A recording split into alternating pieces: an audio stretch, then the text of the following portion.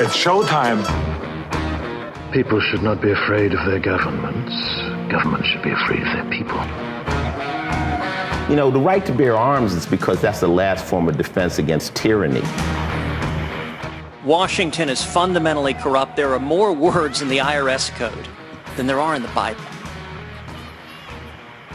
Made in America, heard around the world. You're listening to Blunt Force Truth. I'm Mark Young. My partner in crime, Chuck Woolery, is going to be off today, folks, because he's a little under the weather. But we're going to have an amazing interview today with just an amazing guy who I'm thrilled to also have as a friend. His name is Joe Polish. This is a really interesting guy. Now, Joe is the founder of Genius Network, Genius X, president of Piranha Marketing. He is a marketing genius. He is also, and he's also a podcast host himself with several podcasts. In fact, I think you do one with Dan Sullivan, so do I. And he's also very involved in the recovery, the addiction recovery world. He's raised money for Richard Branson, the artist for Addicts, and we'll get into all of this stuff. So, Joe Polish, welcome to Blunt Force Truth. Thank you, Mark. Great to be here. I got to tell you, I'm thrilled to have you on here. I've been waiting to do this show. So, Joe, let's start off by letting our BFT audience know who Joe Polish is. Yeah, well, I'm an entrepreneur that basically started a business when I was in my early 20s. I had this entrepreneurial dream of not having to work for anybody, being able to, have all of the wonderful things that I thought being a business owner would bring. I went into a business, carpet and upholstery cleaning, because a friend I went to high school with talked me into getting into this business. And I'll bring this up as an example of I had to figure out how to successfully sell something nobody wants to buy, carpet and upholstery cleaning. I'm sure most people listening would not be like, out of all the purchases that I could make, that would probably not be high on the list of something I'd be looking forward to. So I went into this carpet cleaning business, and I ended up going about $30,000 in debt. So I was this dead broke carpet cleaner, living off credit cards, trying to figure out how to make the business work. And I learned and studied marketing, a certain type of marketing called direct response, which is very much about, you're very familiar with this, making offers, calls to action, social proof, emotional language, everything that I could do to add enthusiasm to a very boring, service business in order to entice people to make a decision to choose me versus anyone else without having to rely on bait and switch advertising or high pressure selling or low prices. I was trying to figure out how do I act, because I was, certified, I'd gotten trained, I was good at providing the service, and I was competing in an arena where there was so much low price advertising, a lot of unethical businesses, and it was hard, but I learned marketing and I applied it to my small carpet cleaning business and just fell in love with direct response marketing. I fell in love with the fact that you can put words on paper or on an ad. And again, there was no internet back then. This was the early 90s. Oh, I know.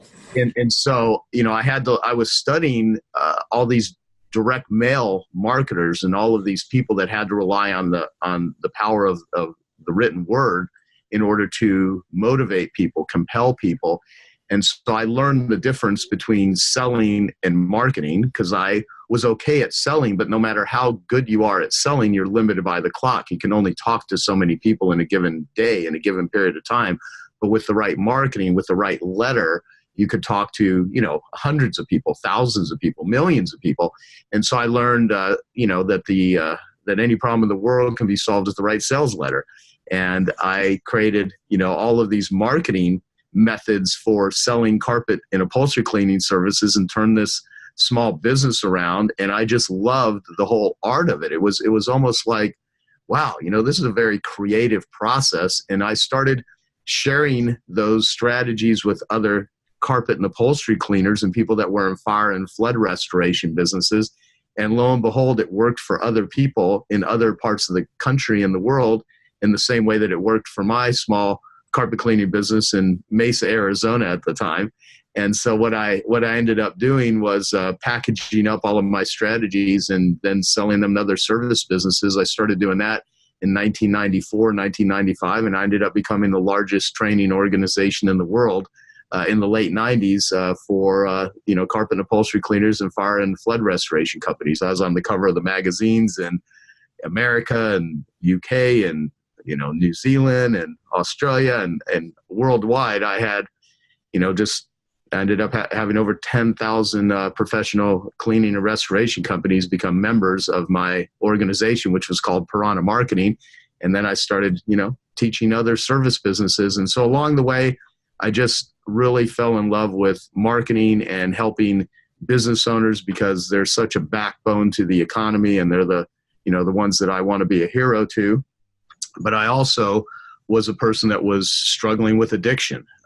Initially back in high school, from the age of 16 to 18 years old, I became a pretty heavy drug user, starting with, smoking pot and then taking speed and snorting cocaine and freebasing cocaine and taking psychedelics and you name it, anything that would give me an altered state to help escape the pain and the anxiety and the depression and just the social fear that I had, helped to numb me to a certain degree, but I didn't have a very good off switch. And so, I went through all kinds of stuff, and then I finally got sober from drugs, but I never dealt with the underlying issues of trauma that stemmed from my childhood, which involved, a lot of sexual abuse, a lot of abandonment, and, basically became, a workaholic, became, involved in just obsessive behaviors, sexual addiction, exercise at times. And so looking back, it didn't make sense to me back then. I lived with a lot of shame and a lot of guilt.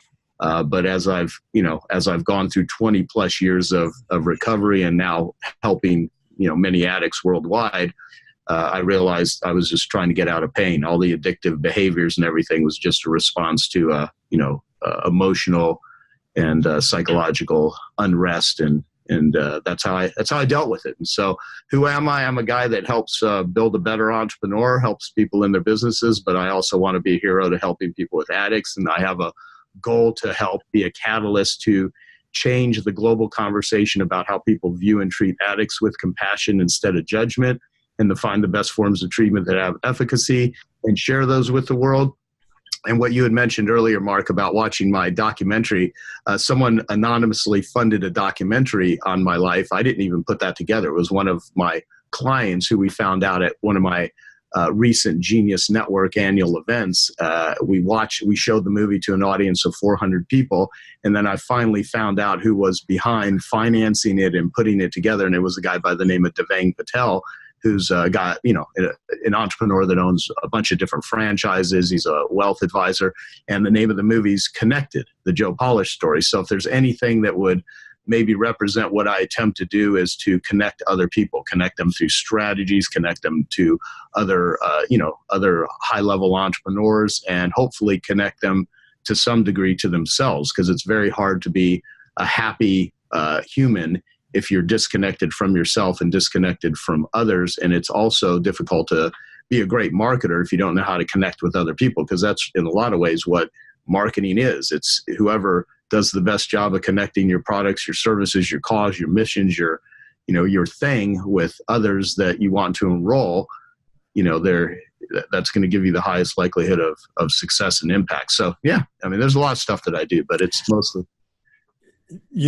You and I have such a similar background. I did not have the addiction issues, so thank God for that. But I grew up and I tell people this because most of my audience doesn't know this, I grew up the dead broke plumbing and heating guy. Yeah. And had to struggle in a competitive market to figure out how to go sell stuff. Fell in love with direct response marketing. And very similar to yourself, I ended up as the teacher of direct response marketing to the plumbing and heating industry. So as you were running that carpet business, I was syndicating my plumbing and heating ad campaigns in all 50 states. Right. And just traveling the country teaching plumbing and heating people how to sell stuff. And then fortunately, my wife was smart enough to come to me one day and said, you really suck as a plumber, but you're really good at selling this crap. Why don't you just stop doing it and just make a living telling people how to sell it?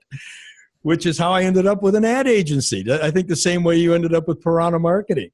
It's a great thing too, and I think a lot of listeners. And again, I'll apologize for my voice because I have a little bit of a cold. there's something to be said about if you want to get really good at something, you teach it to other people. Because, there's three ways to learn. You learn through the school of hard knocks, which is what a lot of people do. They don't seek out help. They don't read books. They just try to bumble their way through life, getting bloodied and beaten along the way. And sometimes with enough brute force, you can still figure it out. But it's one of the most painful and effective ways to learn something. The second way to learn is you learn through the experiences of others. You listen to their podcasts. You read their books. You go to events. You hire people that know more about something than you do, and you apply it. The third way is you teach and share things with other people, because it literally forces you to integrate it and deepen your learning and knowledge of it when you know that you have to share it with another human in a way to where it creates a result. And so there's a lot of people that run around talking about thought leaders these days, thought leaders. And I think it's kind of funny, because I understand what people mean by that. Mm-hmm. It's in a lot of ways, though, any idiot can come up with a thought. I like people that are result leaders. I like the ability to go out and actually create a result. And that's the beauty of direct response marketing, is it's a type of marketing that it's trackable, it's specific, it makes offers, and you actually know if it's working or if it's not working. And then you don't have to worry about, going broke, trying to just, get your name out there. Part of direct response is get your name out there and get a response back. So, yeah. Well, part of the experience you and I probably shared also is I got the firsthand chance to see if my marketing ideas worked, because I needed to make payroll that week. Right. Or needed to make the payments or pay for the truck. So you had high motivation to make sure that you figured it out. Yes, and if people are given the choice of starving or eating, most people won't starve unless they literally have no access, no capabilities, or just whatever. They can't do it. And so there's a lot to be said about necessities the mother of invention. And so I was motivated, highly motivated, because. Now during this time, you go from dead broke carpet cleaner to successful carpet cleaner, yeah, to now successful marketing agency. Is the addiction stuff behind you now, or is that still going on? No, the drug addiction had actually, I still continued to drink in my 20s. And, alcohol had never been my drug of choice. What my core addiction was, and I'm very public about talking about this. There's lots of interviews. I know you are, and you are incredibly brave with the way that you address this. Well, yeah, and it took me until maybe 40 years ago where I ever started publicly talking about sexual addiction, because when you mention that, it is completely misunderstood. Sexual addiction is an intimacy disorder, and it is one of the highest levels of addiction for high-performing CEOs. Statistically, depending on, and it's very hard to get accurate research on this, but I know the top sex addiction doctors in the world. As a matter of fact, like one of the top, experts in this area is a guy by the name of Pat Carnes. And I have an interview with him that's an hour and 45 minutes long on YouTube that anyone can find if they type in, Joe Polish, Pat Carnes, or Joe Polish sexual addiction. But nonetheless, I know a lot of these individuals that treat high-level people, and 60% of high-level CEOs, when they have surveyed different ones, and Pat has done this research, have paid for sex, so they hire escorts. And so, which of course was part of my sexual addiction. And where it came from, though, and I want to kind of define it since I'm going to talk about it here, because if you don't give some context around it, people can conjure up all kinds of, misinterpretations of what that actually means. But let me give a definition of intimacy first. Is my favorite definition of intimacy that a guy, shared with me, I don't know, maybe a decade ago at this point. And he said, intimacy is a mutual exploration of a shared safe place. So if you think of intimacy, a shared safe place, abuse is anything that takes away the safe place, and addictions are what we do to make ourselves feel good when we don't have a safe place.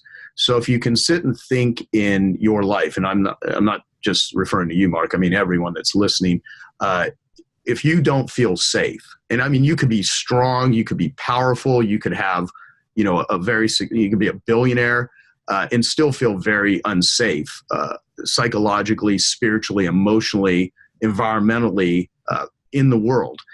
And if you feel at a point where you just do not feel connected, you're going to look for ways to scratch the itch. And that could be through alcohol, it could be through drugs, it could be through workaholism. You know, work addiction is a respectable addiction. It could be through gaming, it could be gambling, it could be through food, it could be through internet, it could be through all forms of anything that gives you a dopamine or, you know, serotonin rush. I mean, because addiction in a lot of ways is biochemical. And so I was raped and molested as a child, and I was paid money not to say anything. And everybody has an arousal template of what turns them on, what gets them excited in all areas. And so we tend to live out our arousal template based on our first introduction to sexuality. And so I never learned that sex was an intimate act of love and oneness. I learned it was something you do to get off. And I was introduced to it in a very abusive, very degrading, very just embarrassing way to myself. And it planted a lot of shame in me. And, you know, as a young child, I didn't know how to, I didn't know what any of it meant. Also, my mother died when I was 4 years old. She was a former nun, so she had left the convent because she had gotten ill, not because she had lost faith. But my mother was an incredible woman. She wrote some of the very first books teaching children how to read using the phonetic method, and millions of children have learned how to read using her books. But my father was broken, and after he lost the love of his life, he just was, he was a hurt person who never emotionally recovered. And so growing up, I never heard "I love you." I didn't have any. My father never remarried, so I didn't even know how to interact with women. Mm-hmm. And it was a very lonely, very stressful existence. I would smile all the time, but underneath the smile was a scared, frightened little kid. And so I numbed myself with drugs initially. And what I do say is that addiction is actually a solution. It's, people start like, let's have a war on drugs, which is an incredibly silly notion, because having a war on drugs is like a war on addicts. The drugs aren't the problem. The drugs are the actual solution.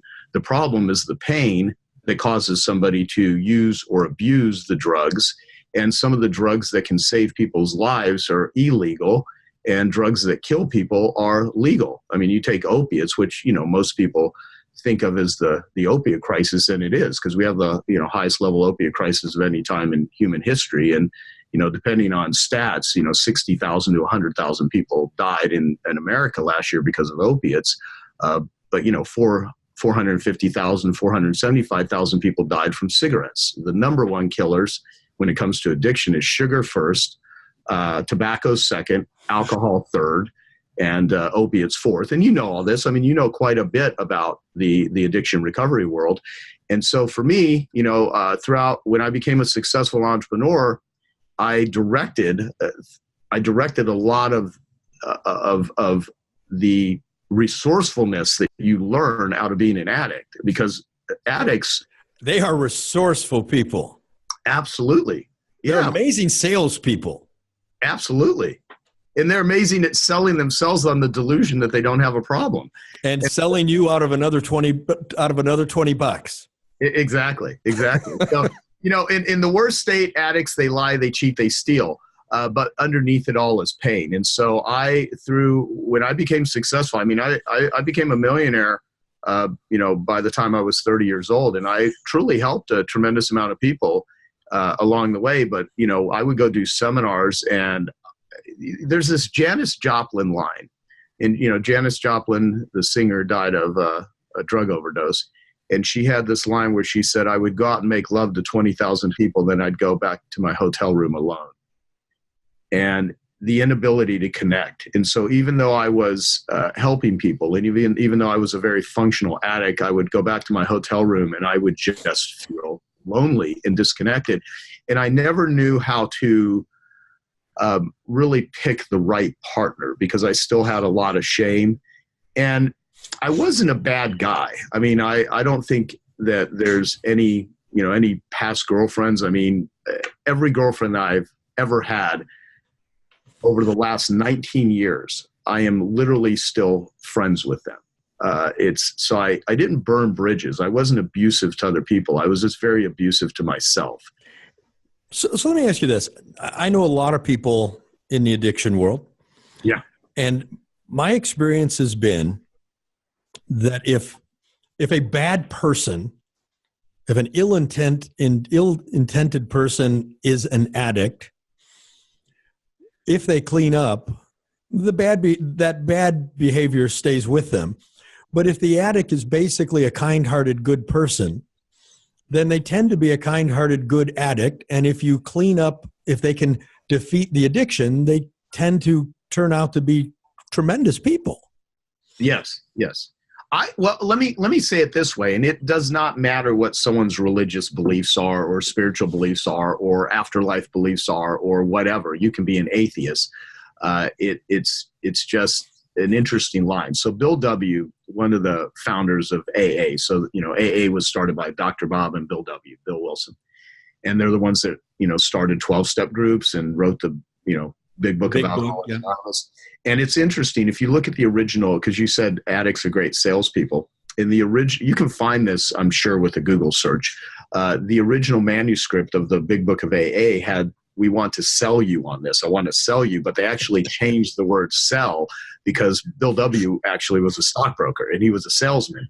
And he actually used that terminology, but they felt that it would be misinterpreted and they didn't want people to feel like they were, quote unquote, being sold. So that's one thing. Secondly, he said that as alcoholics, we're trying to drink God out of a bottle. And I've thought about that line a lot.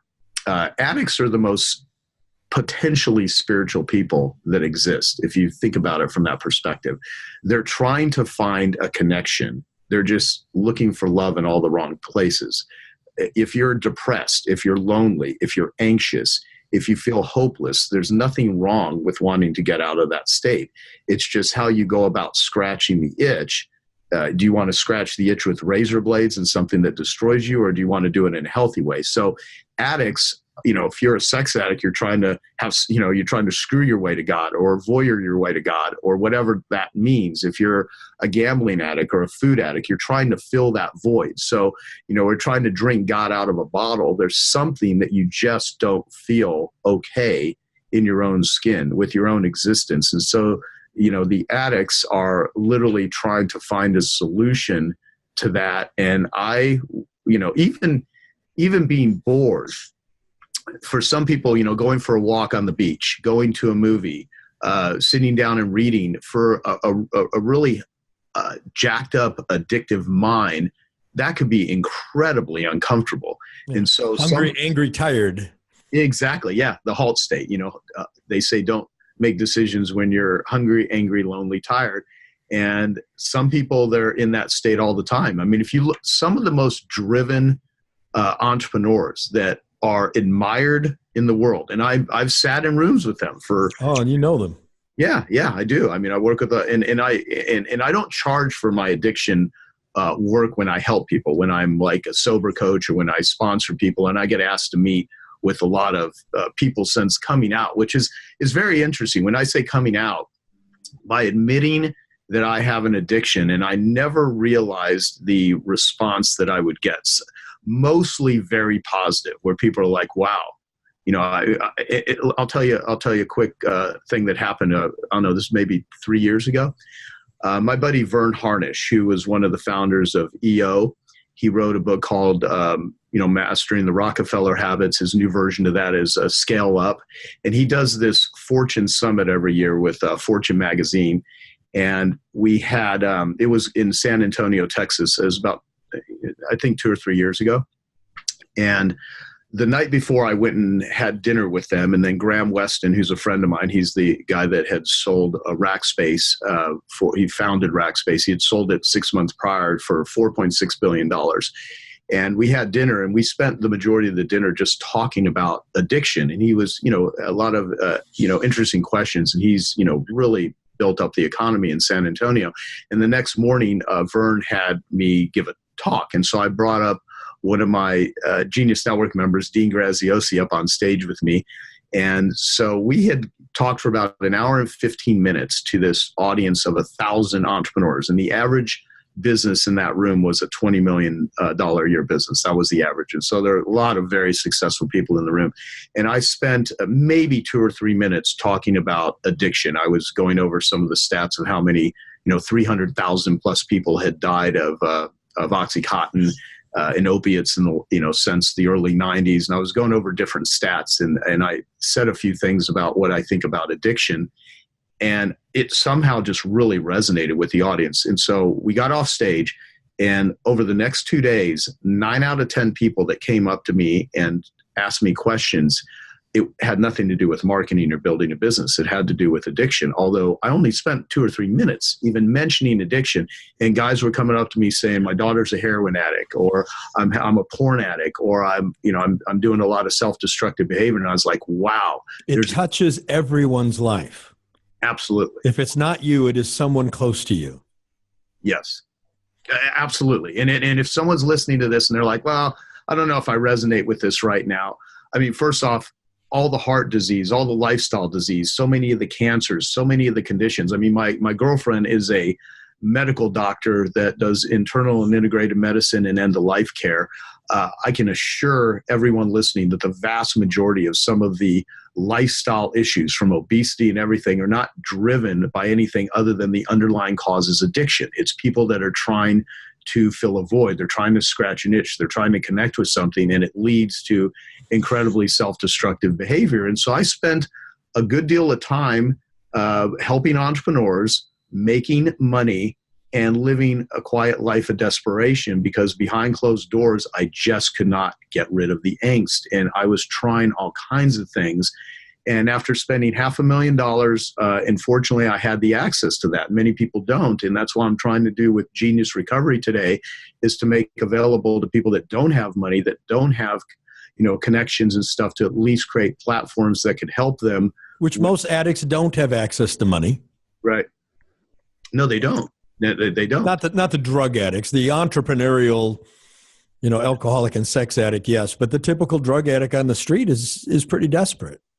Very, very much so. And we have, a system that is just crank.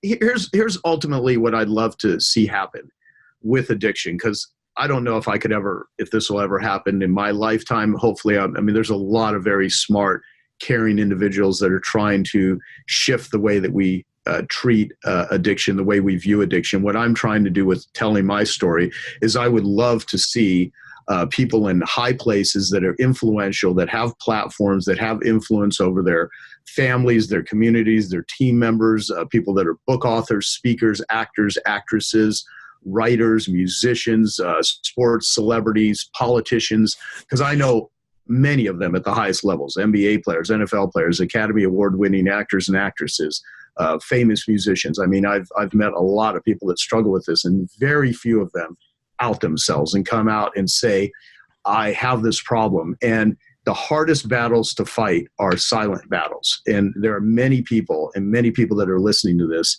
that they put on a front.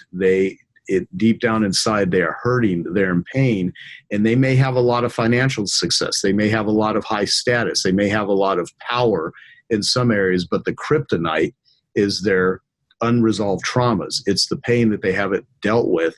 And people that are really hurt others. So ultimately, I try to err on the side of not looking at bad behavior as being fundamentally bad. There are certainly people that are so far gone, that are so destructive, that are so abusive, that are psychopaths, that are sociopaths, that I don't know if there's any solution to that, and they just hurt others. However, I've seen people that have been really hurt, and if they address the hurts, if they get help for it, if they don't suffer alone, if they are in a hopeless state, but they seek out hope where they find communities and people that believe in them initially more than they believe in themselves, they can esteem themselves, they can change their behaviors, they can change their diets, they can address the biochemical issues, they can alter the environments that are very triggering for them. And I've seen people that had done very awful things start literally transforming. And I do believe a tiger can change its stripes in that arena. Very hard. It does require work. Most people don't do it, but if they're committed and if they go into the right things in the right environments, you absolutely can transform. And so I just, because if people would have seen me back in my, it's amazing I didn't die. When in my worst state when I was 18 years old, I weighed 105 pounds from, freebasing cocaine. And like I mentioned, it's even on the trailer for my documentary Connected, which isn't out yet, by the way. So if people search for it, it's nowhere to be found yet. We will, we will have, we'll notify people about that. It's if, at some point, if they want to look up my, my website or whatever. But one single day when I was in my worst state on drugs, I was freebasing cocaine, which is smoking it. I was snorting it. I was on crystal meth. I was on LSD. I was smoking cigarettes. I was drinking alcohol. I was smoking pot. All of this in a single day. And it's, the body is incredibly resilient. And one of my favorite lines is a proverb that my buddy Christian Cottaccini shared with me, which is, he or she who has their health has 1,000 dreams. He or she who does not have their health has only one. So the reason that I'm able to talk to you right now, it's funny, I have a slight cold right now, but it reminds me, it's been a long time since I've had a cold. And it reminds me just how damn important health is and how debilitating being sick is, how debilitating being an addict is, and how debilitating it is to be struggling with, immense depression and not knowing how to get out of that funk. And so I would love to see people that are suffering just come out and say, I'm hurting, or people that have recovered or that are in recovery saying, yeah, I used to be off the rails. I used to do bad things to myself and maybe to other people. And, start treating each other with compassion instead of judgment. It would be a far different world because we can't punish the pain out of people. You're never going to incarcerate pain out of somebody. Well, in this country, we tend to look at an addiction as a moral issue. We tend to look at it as a moral breakdown or a moral weakness. Yes, exactly. And I think that's the absolute worst way to look at it. And I'm not saying this to excuse criminal behavior. Like, these stats change every week. Approximately 0.91%, let's say 1% of the U.S. population is incarcerated. 2.3 million humans are in prison or in jail in the U.S. 25% of the world's prisoners are in the U.S. So we're the highest incarcerating country in the world. 40% of people that are incarcerated have committed or involved in some sort of violent crime, which leaves 60% that were not. Depending on where you would do the stats, 80 to 90% of everyone that is arrested or put in jail or prison, alcohol or drugs were involved. So we're talking about a lot of people that are using addiction and addictive substances, and that doesn't even factor in behavioral addictions, which always tie into drugs and alcohol. How many of those people are in physical pain that are on some sort of pain meds or some sort of opiates? How many of them are sex addicts, gambling addicts, gaming addicts, food addicts, anger addicts? There's all kinds of behavioral addictions that are involved. And right now the criminal justice system is treating addiction, and it needs to be a far more compassionate, more capable industry, because police officers and wardens and judges are not trained on how to deal with psychological trauma. They're in the punitive approach, and punitively is not how you actually fix humans. As a matter of fact, you take somebody, my friend Gabor Mate, who I consider one of the top addiction minds in the world, he said that if you wanted to create the exact system that kept someone addicted and created the worst type of addicts, you would create the prison system that we have in the United States.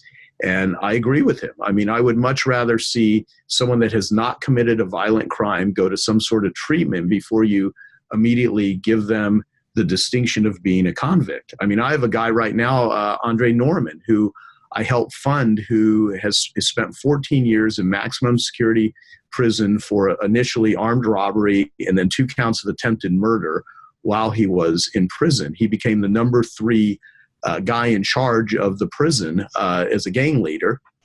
And he got out of prison 19 years ago. He went to Harvard, became part of got trained, became part of a social justice program for Harvard. And now the guy goes around and speaks at YPO groups, prisons, schools, and he's doing amazing work.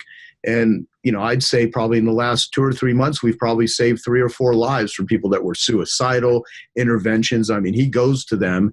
And we do this for our Genius Network members. I mean, I don't have a service that does this. We just provide it to people that we're close with that are hurting and don't know what else to do. But this condition is in all socioeconomic groups. A lot of people think, oh, it's just the ghettos or it's all inner cities. I mean, I know so many rich people, I know quite a few billionaires that are just addicts, and they're in pain, and they do good stuff in the world in some areas, but the things that they do to themselves in the backstage, it's crazy. So that's why I'm such an advocate for going out and talking about this stuff. As a matter of fact, yeah, I talk about this probably more than I talk about my business stuff, which is what actually makes me money, but it's such a passion project for me. It's hard not to. I'd like to introduce you to a new type of podcast. And by new, I mean there's never been anything like this before, not in terms of scope or ambition. The show's called Living Beyond 120.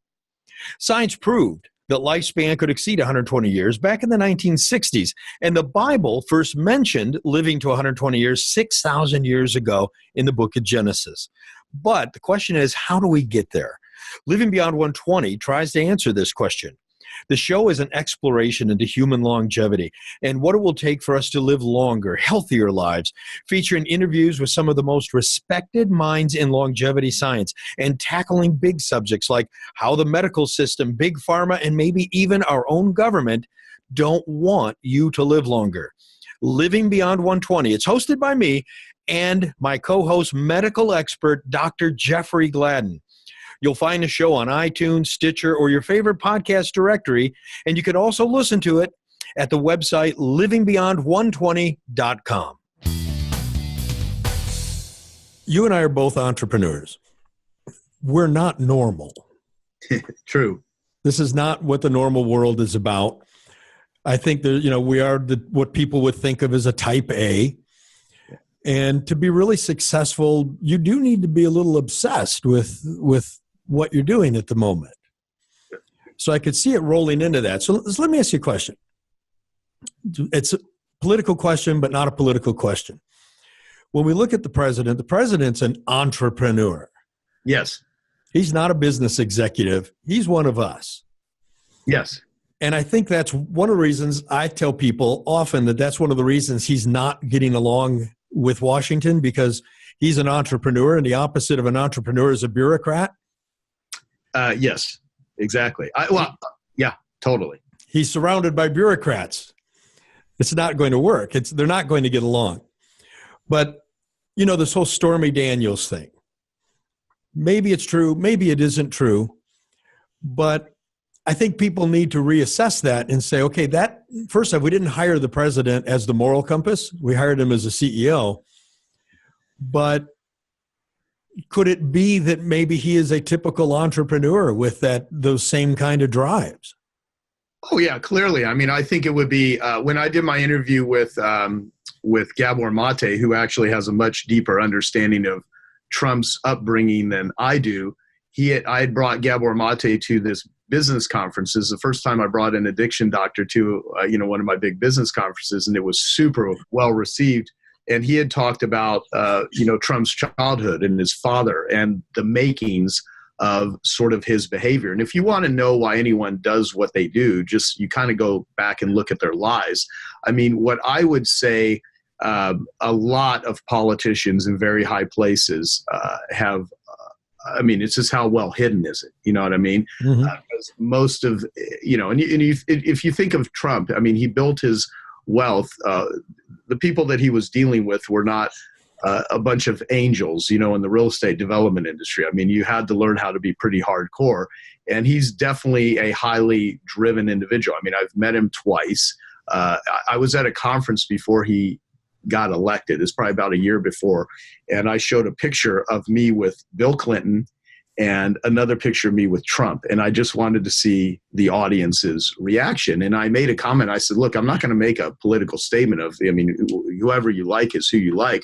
What I will say is that when it comes to a marketing standpoint, though, my buddy Dean Jackson, who you know, he's the guy that invented the squeeze page back in 1997, which basically means you put your email in and you can go to the next page. It's like an opt-in thing online. He invented that. And Dean made this comment that a compelling offer is 10 times more powerful than a convincing argument. And if someone wants to understand Trump winning from a marketing standpoint, and I'm not saying this is the exact reason why, it's just a way of looking at it, is Trump was compelling while everyone else was trying to convince. During the debates, he owned it. I mean, he just was compelling.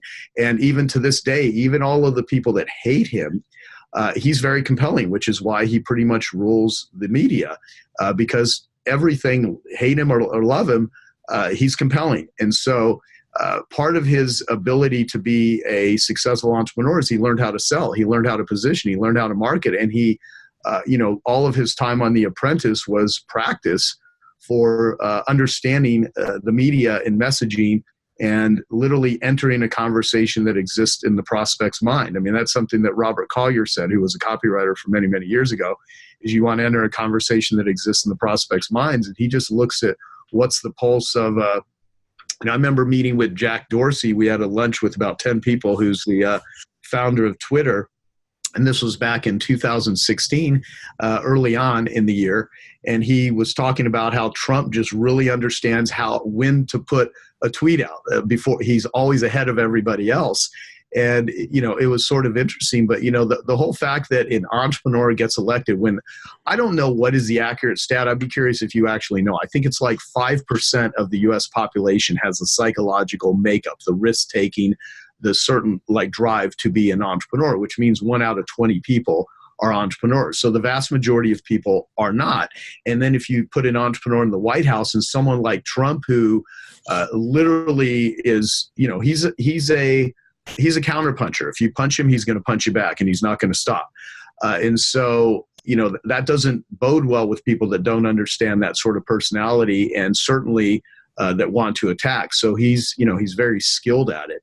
I sit, though, and just kind of witness and watch all of it. And to me, it's some of the most fascinating observations of human behavior.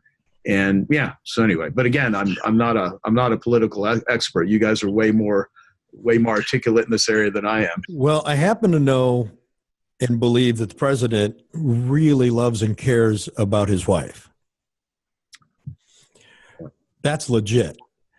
So I think one of the things, getting back to the addiction, I think an entrepreneur could, let's say, have that affair.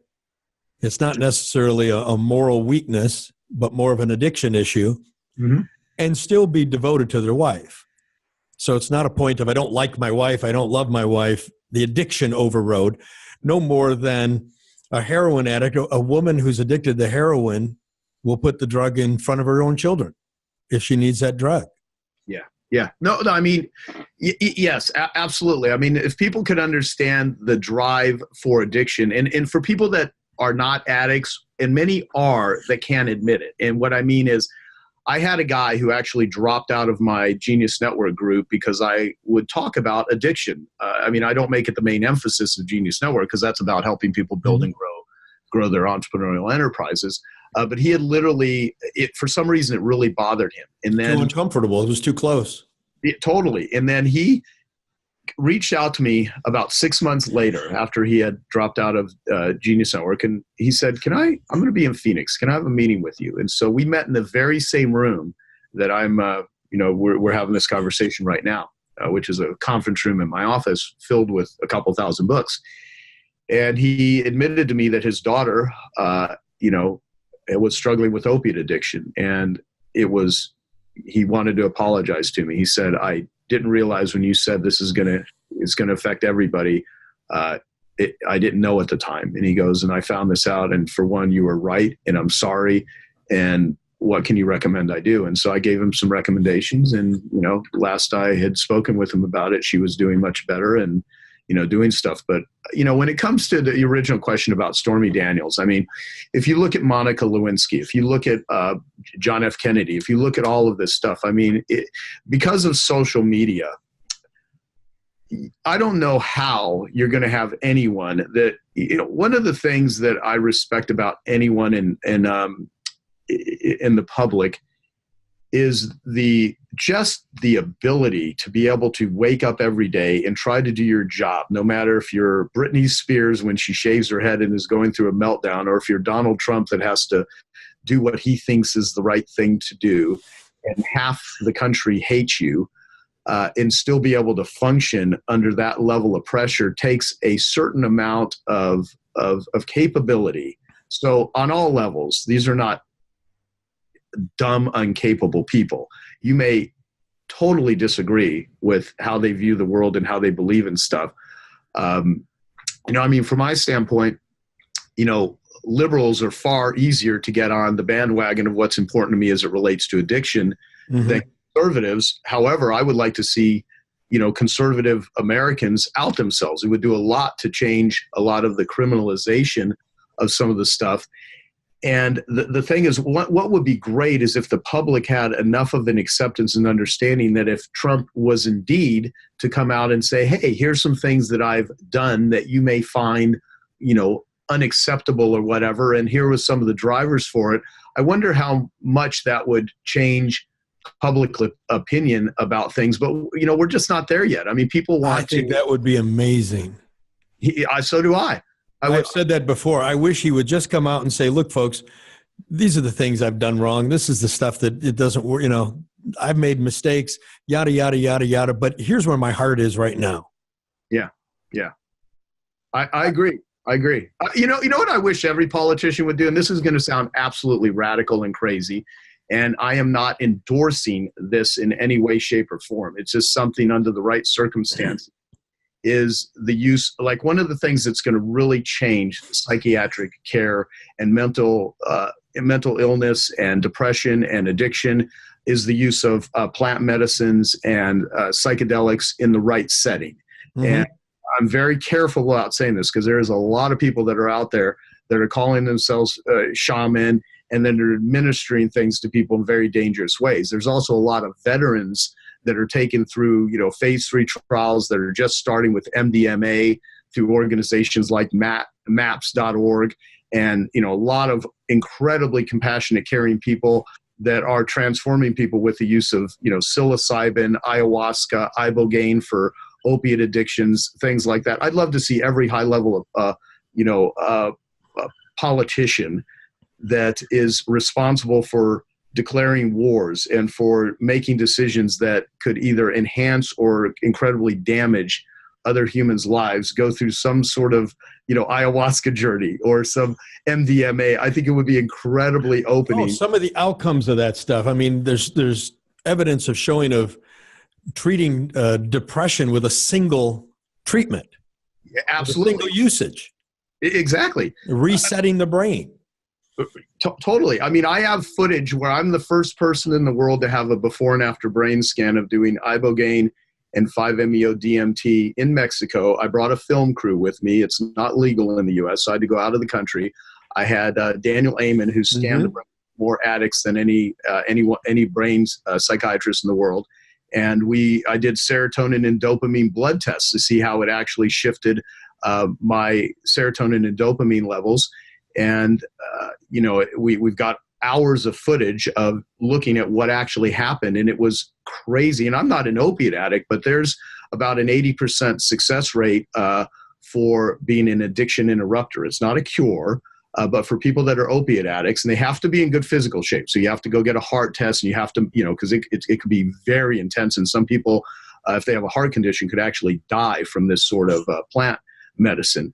But basically, no one would do this recreationally either. So just so people don't confuse getting high with doing like a plant medicine or psychedelics. Some people want to go, do ecstasy and go to a rave and have a party. Right, a club drug.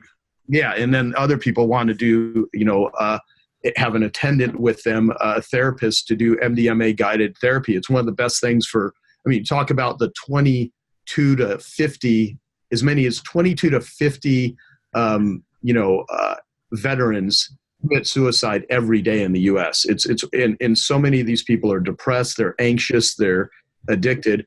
And so, yeah, I mean, what you're saying, single dose, I've met people that have been through rehab 7 times for opiate addictions that have done ibogaine, and their cravings stop. And then but they have to go into changing the environment and doing all of the other things with recovery. It's not about the drug, but the whole point is a lot of the public perception is, if you really want, I actually sat in a room with a group of people, predominantly liberal, with an individual who's, considering running for president.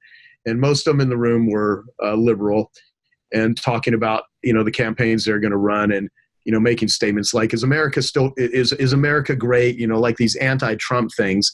And I said, if you really want to understand what gun control means to a conservative, or if you want to understand go hang out with them. You can't argue people into changing their minds. You can't attack somebody into changing their minds. You really have to sit and understand what's important to them and why are they doing the things that they're doing, if you really want to understand. And the challenge is people are disconnected from others, and what they're not up on, they're down on. And they never really get to look at the motivation driving somebody. And God forbid somebody does something that is wrong in your mind, like have an affair or do something, instead of saying, well, what was the causation? I mean, what is, and so the point is that I don't have the exact answer to this. What I do believe, though, is the more we can find compassion with somebody versus judgment in a negative way, the more likely we're going to understand the human drivers and why they do the things that they do, because ultimately, the world is not getting better with this level of aggression. It's only going to get worse. Well, let me ask you this. So part of your reputation is you are really known as a super connector. Yes. You know everybody and you're brilliant at connecting them. Well, the only way you became a super connector is by becoming a super relationship person. But in today's world, we've left that behind, and now we're just digitally yelling at each other. Very much so. We're more connected electronically than we ever have been in human history, but more disconnected as humans. Right. So, I mean, how much is social media and the technology, in your opinion, playing into this breakdown of real relationships? Because now everybody's got 300 friends. Yes, I think it's incredibly amazing what technology is able to do and what it's able to facilitate. And it also has a very dark side, which most people are too addicted to it to even admit they have a problem. I mean, the biggest levels of erectile dysfunction, other than elderly people, are between the ages of 18 to 24, because so many young people today have spent so much time consuming literally hundreds of hours of internet porn before they've ever held hands with a partner or kissed, a partner. They have literally consumed enormous amounts of hardcore pornography. And so their ability to even get aroused through normal companionship and sexuality is very damaging. If you look at any documentaries like Screenagers or any of the stats, you'll see that the average, teenager is interacting with a screen between 11 to 13 hours a day, different stats depending on who you talk with. And adults honestly aren't that much different. And so we grew up where there were no cell phones. I mean, I grew up when there were black and white televisions and there were pagers and then cordless phones, fax machines and VHS and Beta and 8-track players and all that. And in a lot of ways, I sort of missed some of that. When I was, when I was like 10 years old, I lived in this small town called Alpine, Texas, and I would literally walk out into the wilderness all day with no contact with anybody. But I was more connected feeling then, where you could be in the middle of, a busy city staring at a screen all day. So there's different levels of connection. So what's your social media habits? How do you keep yourself in check? Because I'm suspecting, even though you have defeated all these addictions, that it would be easy for you to get wrapped up in social media if you let it get away from you. I mean, I certainly do not have the power to have a phone next to my bed when I'm sleeping and not have the addictive draw to pick it up. It feels like a limb. See, because people are like, get off your phones. I mean, a lot of adults yell at their kids like, get off your phones. You shouldn't be on your phone. And it's a little unfair because most of the children today have never experienced a world without it. So it's just what they've grown up in.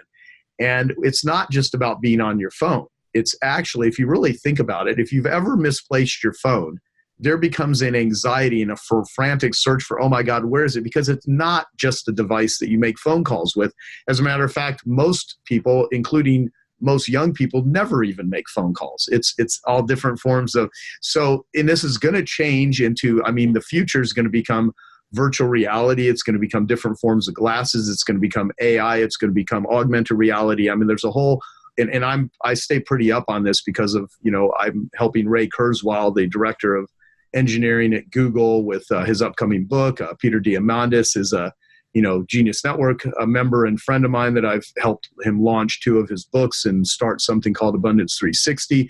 And so I get to see a lot of the tech world, and I'm blown away with how much it facilitates progress in the world and how incredible it is with addiction. So my social media habits, I have a love-hate relationship with. I literally vacillate between I don't even want any of it to, let me build a big following, because I happen to be in this business where I actually coach and train people, some that have millions of followers online. I mean, I just did an interview for a podcast on Friday, the previous Friday, with a guy that has, 1,800,000 subscribers to his YouTube channel, which grows like in the tens of thousands every day, and, 250 million views on his videos.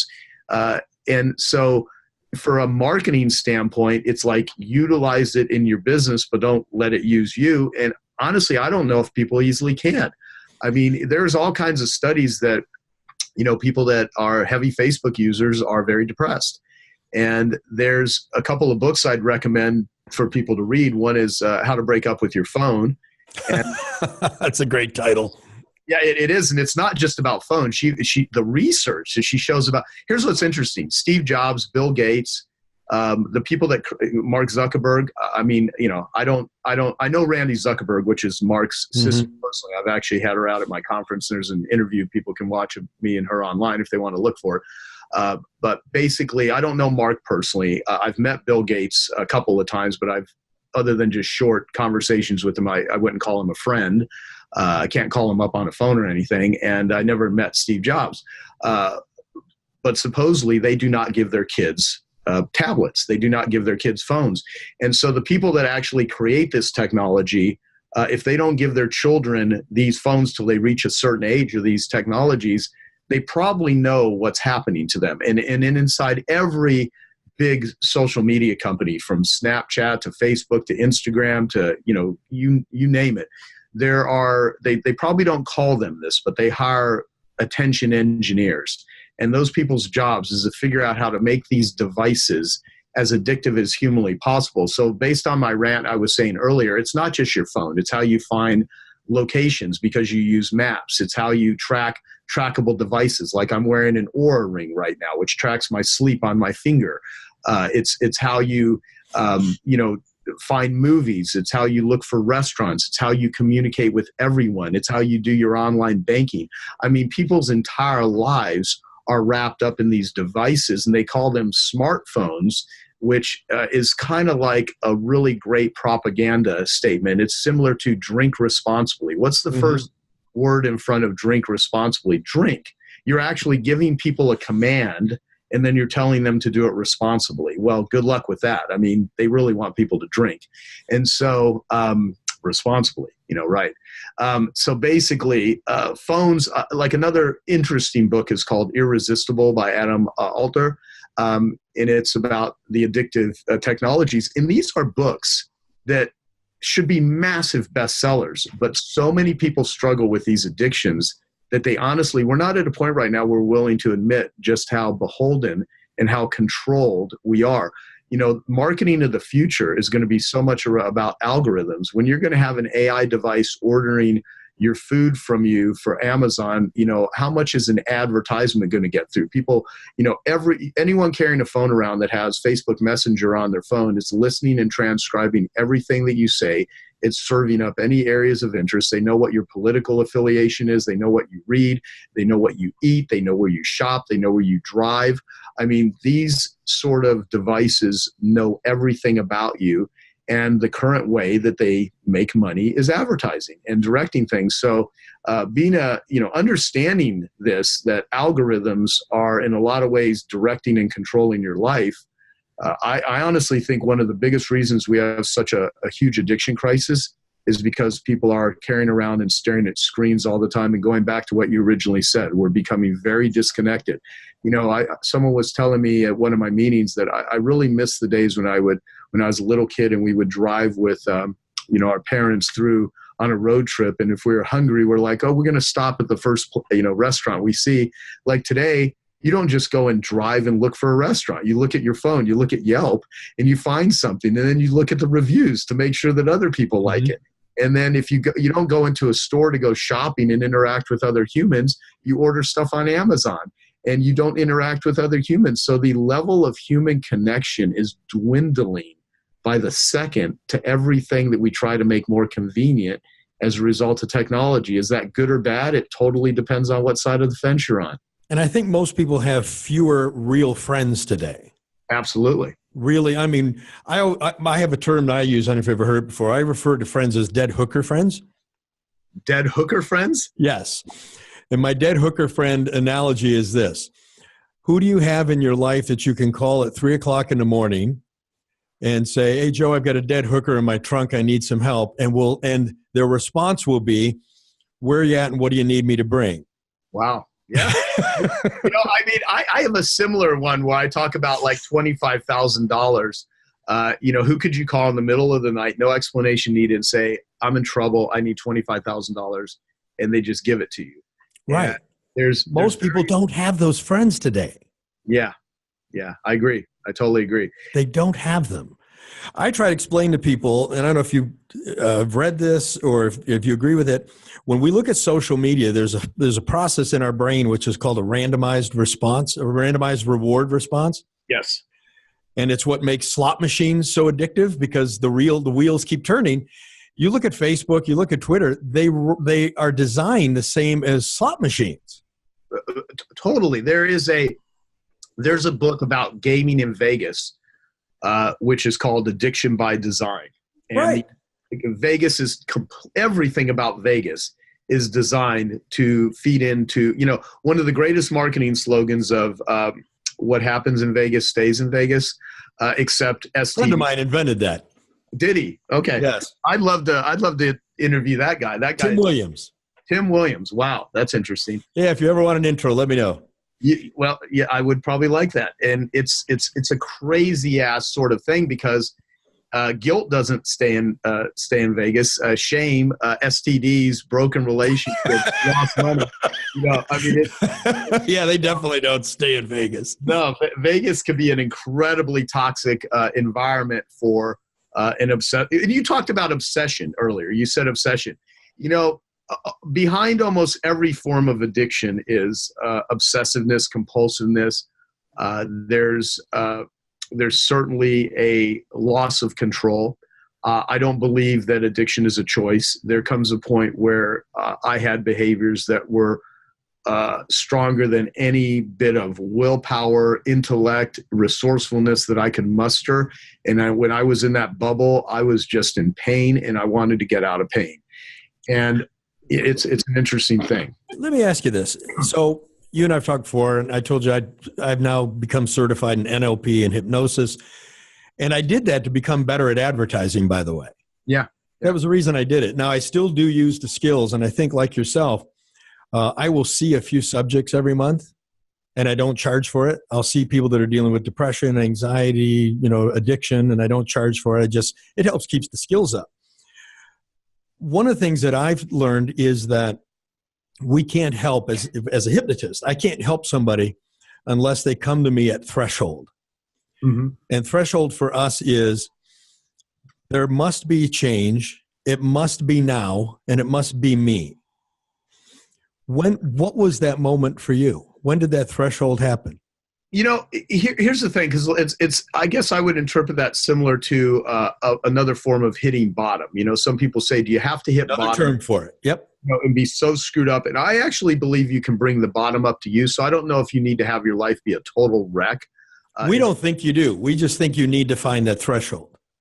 Absolutely. And there are things, and I don't know if there was any single episode that did it. I literally, went through I've been through hundreds of, maybe in the 1,000 range, I don't know, but definitely hundreds of 12-step meetings.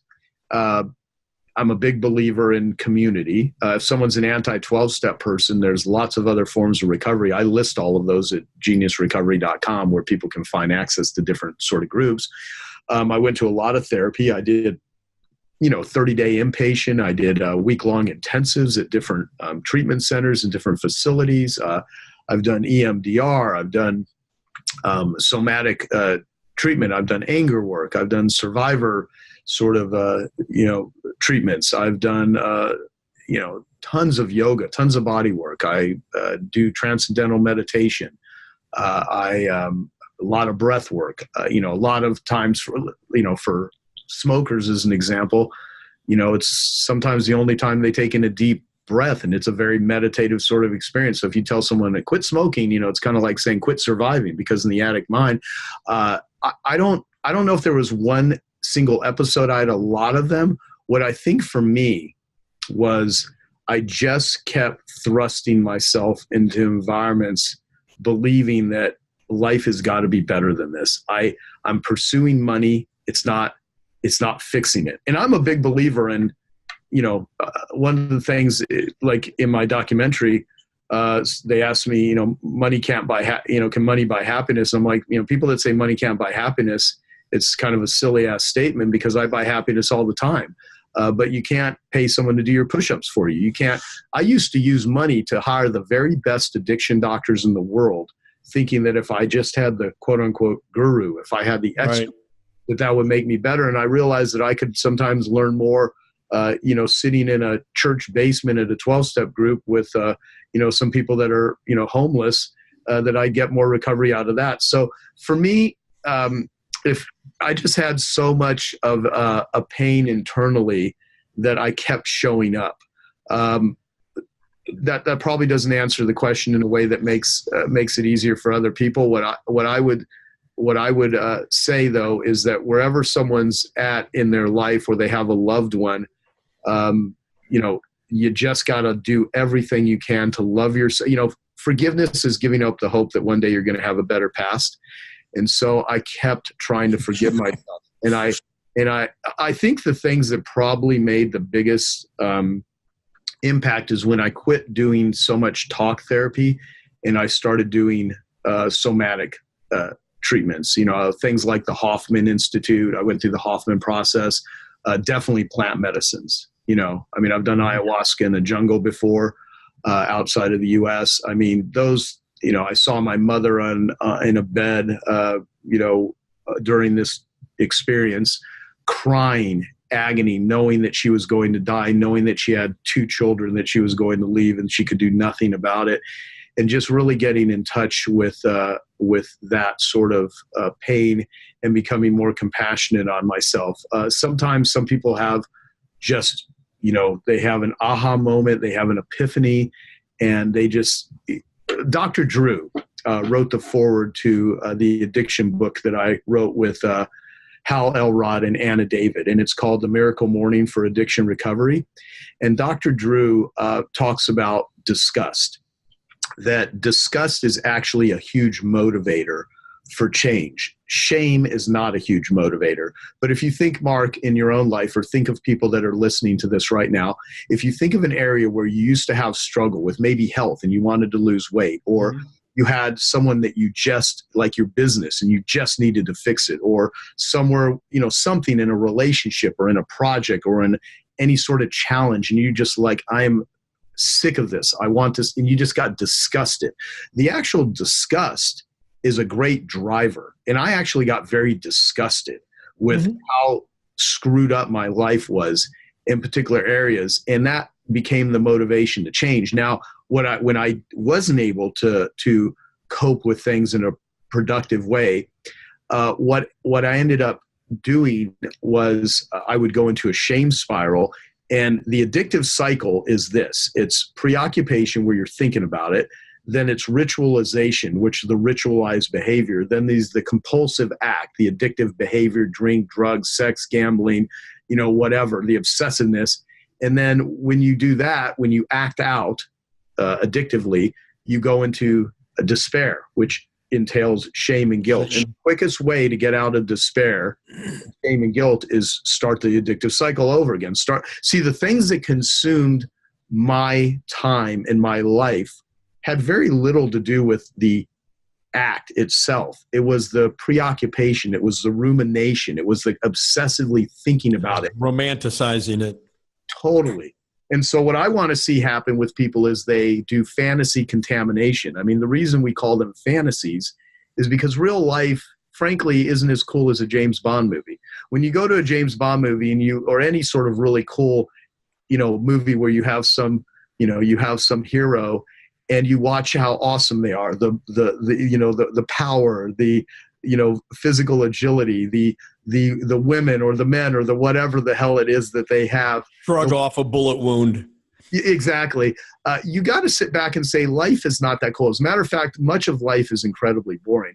And so when you learn to connect with life, and it, honest to God, has to become physical rituals. The issues are in the tissues. I had a yoga instructor several years ago. I had a breakup that just it really broke my heart.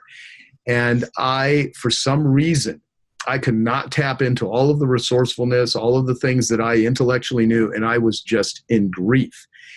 And there is there's a great TED Talk by a guy who's a friend of mine named Guy Winch, W-I-N-C-H, on how to fix a broken heart. And I'd met him at TED when I was at TED, and I actually interviewed him for my podcast. But the grief that you experience when you break up with somebody is very similar to withdrawals from addiction. You literally go through withdrawals. And I hired a private yoga instructor, and she said to me, if you do yoga 3 days a week, it'll change your body. If you do it every day, it'll change your life. And I heard that before, but I was like, I wonder what would happen if I actually did yoga, every day. So I made a commitment. I'm going to do yoga every day for a month. And so I did it for 31 days. Then I took a day off, and then I kept doing it. And over a 90-day period, I did yoga like 82 or 83 times. And I'm not talking like a 10-minute video online. I went to a 90-minute session or something. Exactly. I hired an instructor privately, or I went to a class.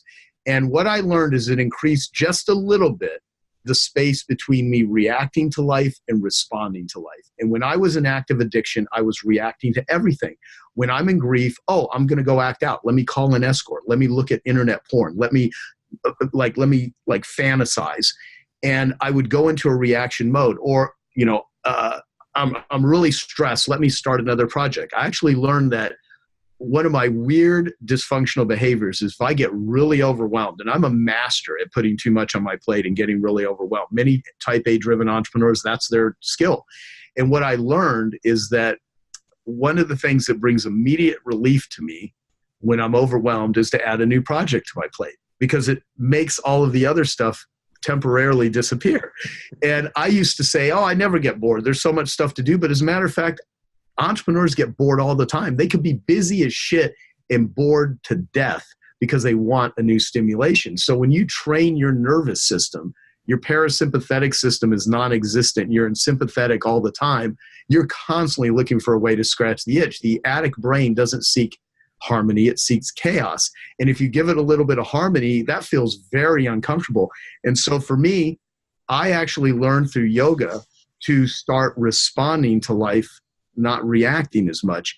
And when I got to the point where I could really get into my body and into my being, life started to work. And I'm in the best place I've ever been in my business, in my life, in my relationship. Heck, I mean, before we wrap today, I'd love to read my singles ad, because I've even learned how to use my marketing skills to find a love relationship. And we are now teaching other people that are single or people that are in relationships. I had a guy leave me a message today saying, because of the podcast I did on how to use marketing to find true love, that he literally ended his engagement because he realized him and his partner were not a right match, and they were both miserable. And I was like, wow, I don't know if that's a good thing, but it was kind of interesting. I sent that was what, Match.com? Well, I never told anyone where I went, but I went on Match, and I went on another site called Meeting Mindful, which is about people that are, it's an interesting site, but you can utilize these on many different dating sites. But so I sent your write-up to a young guy that works there. I said, here, I want you to take a look at this ad on Match.com, because he wants to find the perfect person. I texted it to him after you sent it to me yesterday, and you texted me back. He's like, geez, I'd go out with this guy. No, it's actually pretty funny. And here's what I'd like to ask you, because we're running up against the clock. So a couple things I'd like to ask you. One, I want to get to that. First, I want to ask you is, can we get you to come back and do another show, and let's talk about Genius Network? We spent a lot of time talking about Genius Recovery. I'd like to get you back and let people know about Genius Network, because it's amazing, and we haven't touched on it. Yeah, would love to. The thing I want to do right now, folks, is, so Joe, you heard Joe say at the beginning of the podcast, there's no problem that can't be solved with the right sales letter. Yes. So what he did is he wrote the right sales letter to go find his perfect match, his perfect mate. Yep. And you want to go ahead and read it? Yeah, and let me give some context to this, is that even though I didn't even meet my partner on a dating site. I actually met her at a conference, but I never would have met her had I not written this ad. And I was going out on some dates with different women, and one that I started dating as a result of meeting her online as a result of this. But even then, I knew this person still wasn't the exact match. And had I not written this, I would have not had a standard and a criteria. And I ended up, even though there was nothing wrong, and we're still good friends to this day, it allowed me to have a criteria of what I was looking for, and more importantly, what I wasn't looking for. And so the whole point, if someone's single, if someone is in a relationship, listen to this from the standpoint of, write yourself one of these of what's important to you, who you are, what you're looking for, what you're not looking for, and utilize this to develop what is one of the most important things in your life, which is your intimate relationships. Okay, so here it is. I'm not interested in changing you. I want you to relax into being who you most want to be. I'm here to protect and encourage the parts of you that are creative, intelligent, fierce, and tender. I'll be your sanctuary and your trampoline. What I want is a woman who's devoted to something so important she's dedicated her life to it. I will devote myself to supporting you there. Your growth and expansion will become our priority. I once read, you don't fall in love with another person, you fall in love with who you get to be around them. I want you to feel the most yourself when you're around me. This will inspire me to do the same. I'm a successful entrepreneur with a wide array of passions, committed to personal development and growth. I aim to add value to every person I meet. I create connections between powerful leaders and build networks of collaboration. My high-paced, intense lifestyle requires a strong woman who knows how to represent her needs and capitalize on once-in-a-lifetime opportunities. If you're proud of the way you love others, remain tender in moments of fear, and feel confident in your ability to hold the pain of another, then we'll resonate well. It takes courage to be sensitive and honest when life feels challenging. I need someone with this kind of courage. If you're in the top 5 most extraordinary women you've ever met, then I want to meet you. I promise I will treat you like a queen, but you have to already know that you are one. So that is it. And that was drafted. I have to give credit to Annie Lala, who is a love coach, because without her, I never would have been able to. Was she involved in that? Oh, absolutely, because she helped me flesh out what it is I'm looking for. She helped wordsmith this with me. We did a podcast together on my I Love Marketing podcast and how to use marketing to find true love. We take people through the process on how to think about it. And we've got dozens of people that reach out to us every month and say, thank you for that episode. I've had women that are like, I've not dated in 5 years, 10 years. One woman, I've not dated in 20 years since my husband passed away, until I literally read your ad, listened to your episode, and am now dating again. So it's actually, I'm surprised that marketing can be used for almost anything.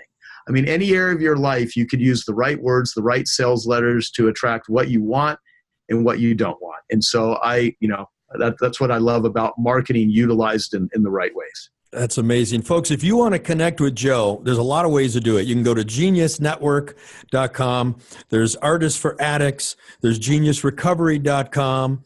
And I'm not even going to go through all of them. What I will tell people is you go to bluntforcetruth.com, go to the Joe Polish show notes, and there you will find the links for all the websites. You'll find Joe's social media. And we're going to do another episode where we're going to get into Genius Network. And Genius Network's an amazing group of entrepreneurs. They get together and help each other, but they also work to figure out how to make the world a better place. Yeah. And that's what entrepreneurship is about. I want people to understand there's a difference between entrepreneurship and crony capitalism. Totally. We're not about crony capitalism. We're not about trying to be on K Street in D.C. and manipulate Congress. Entrepreneurs are about making something out of nothing. That's what entrepreneurs do. And entrepreneurs are the people who can solve the problems. I think that's one of the reasons why people who listen to this podcast, whether they realize it or not, they realize that they're fans of President Trump. But what you may not realize is it's his entrepreneurship that you're in love with.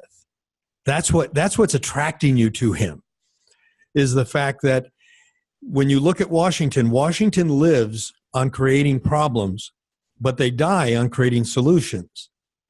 Trump is a guy who is an entrepreneur. And as an entrepreneur, what we do is we just look for problems and then we find solutions and we just fix them. Because we look as an entrepreneur looks at a problem, not as a problem, they look at it as an opportunity. Here's something I could fix. I might even make money doing that. I'm going to go fix this. That's what you're seeing in the president. It's that entrepreneurship that you're attracted to. Joe, thanks for being on Blunt Force Truth. It's been awesome. Appreciate it, buddy. We're going to have you back. And if there's anything we can ever do for you, you let me know, because I love you and you're awesome. I appreciate it so much. Thank you. And I hope this message resonates with a lot of your listeners. And last thing that I will say is what you just said about entrepreneurship. Entrepreneurs solve problems for a profit, and they make it up and they make it real. And, and all money earned ethically is a byproduct of value creation. So thank you so much, Mark. I really appreciate it. And I give all of your listeners the very best. Thank you. So everybody, there it is, Joe Polish. If you like today's show, please remember to go out and leave us a 5-star review. iTunes, Stitcher, iHeart. We really need those reviews. They really help us get the message out to more people. And don't forget to get your daily dose of Blunt Force Truth news right at bluntforcetruth.com. And we'll be back on the next episode. And of course, Chuck, I'm sure, will be back for that. Take care.